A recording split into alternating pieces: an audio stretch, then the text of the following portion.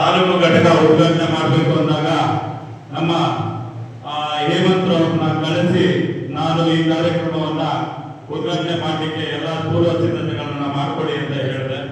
ಮೊದಲಿಗೆ ನಾನು ತಾಯಿ ಕೋಲಾರಮ್ಮನನ್ನ ಮನಸ್ಸಿನಲ್ಲಿ ಸ್ಮರಿಸುತ್ತಾ, ಹಾಗೆಯೇ ಮುಳುಗಾವಕ್ಕಿರೋ ಆಂಜನೇಯ ಸ್ವಾಮಿಯನ್ನ ಮನಸ್ಸಿನಲ್ಲಿ ಸ್ಮರಿಸುತ್ತಾ, ಹಾಗೆಯೇ ಕೂಡುಮಲೆ ವಿಘ್ನೇಶ್ವರನನ್ನ ಸ್ಮರಿಸುತ್ತಾ ನನ್ನ ಎರಡು ಮಾತುಗಳನ್ನ ಆಡಲಿಕ್ಕೆ ನಾನು ಇಷ್ಟಪಡ್ತೀನಿ ಸ್ನೇಹಿತರೆ.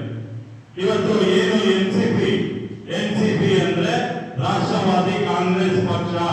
ರಾಷ್ಟ್ರವಾದಿ ಕಾಂಗ್ರೆಸ್ ಪಕ್ಷ ಬಹಳ ಹಳೆಯ ಪಕ್ಷವಾಗಿದ್ದು ರಾಷ್ಟ್ರೀಯ ಪಕ್ಷವಾಗಿದೆ. ನಿಮ್ಗೆಲ್ಲರಿಗೂ ಗೊತ್ತೇ ಇದೆ, ಹಳಬರಿಗೆಲ್ಲ ಗೊತ್ತೇ ಇದೆ. ರಾಷ್ಟ್ರವಾದಿ ಕಾಂಗ್ರೆಸ್ ಪಕ್ಷ ಅಂದ್ರೆ ಶರದ್ ಪವಾರ್ ಅವರ ಪಕ್ಷ ಅಂತ. ಶರದ್ ಪವಾರ್ ಅವರ ಪಕ್ಷ 1999 ಜೂನು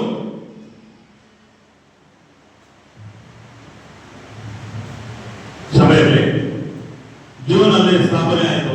ಅದೇ ರೀತಿಯಲ್ಲಿ 1999ರಿಂದ ಶರದ್ ಪವಾರ್ ಅವರು ಈ ಒಂದು ಗಡಿಯಾರದ ಚಿಹ್ನೆಯ ರಾಷ್ಟ್ರವಾದಿ ಕಾಂಗ್ರೆಸ್ ಪಕ್ಷದ ಅವರ ನೇತೃತ್ವದಲ್ಲಿ ಬಹಳಷ್ಟು ಹೋರಾಟಗಳನ್ನ, ಬಹಳಷ್ಟು ವಿಭಿನ್ನ ರೀತಿಯ ಕಾರ್ಯಕ್ರಮಗಳನ್ನ ಕೊಟ್ಟ ದೇಶದಲ್ಲೇ ಒಂದು ಸಂಚಲನವನ್ನ ಮೂಡಿಸಿದಂತ ಪಕ್ಷ ಅಂದ್ರೆ ಎನ್ಸಿಪಿ ಅಂತ ಹೇಳಲಿಕ್ಕೆ ಇಷ್ಟಪಡ್ತೀನಿ ಸ್ನೇಹಿತರೆ.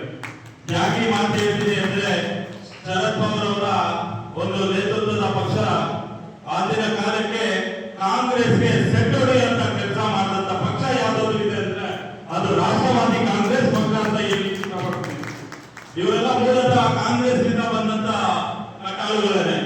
ಆದ್ರಿಂದ ಅದೇ ರೀತಿಯಲ್ಲಿ 1999ರಲ್ಲಿ ಕಾಂಗ್ರೆಸ್ ಅಲ್ಲಿ ಅವರಿಗೆ ಯಾವುದೇ ಒಂದು ಸ್ಥಾನಮಾನಗಳಲ್ಲಾಗಲಿ, ಯಾವುದೇ ಒಂದು ಇದರಲ್ಲಾಗಲಿ ಅವರಿಗೆ ಸ್ಥಾನಮಾನಗಳನ್ನ ನೀಡದೇ ಇರುವಂತ ಕಾರ್ಯಕ್ರಮದಲ್ಲಿ ಅವರು ಕಾಂಗ್ರೆಸ್ ಅನ್ನ ತೊರೆದು ಎನ್ಸಿಪಿ ಪಕ್ಷವನ್ನ ಸ್ಥಾಪನೆ ಮಾಡಿದ್ರು.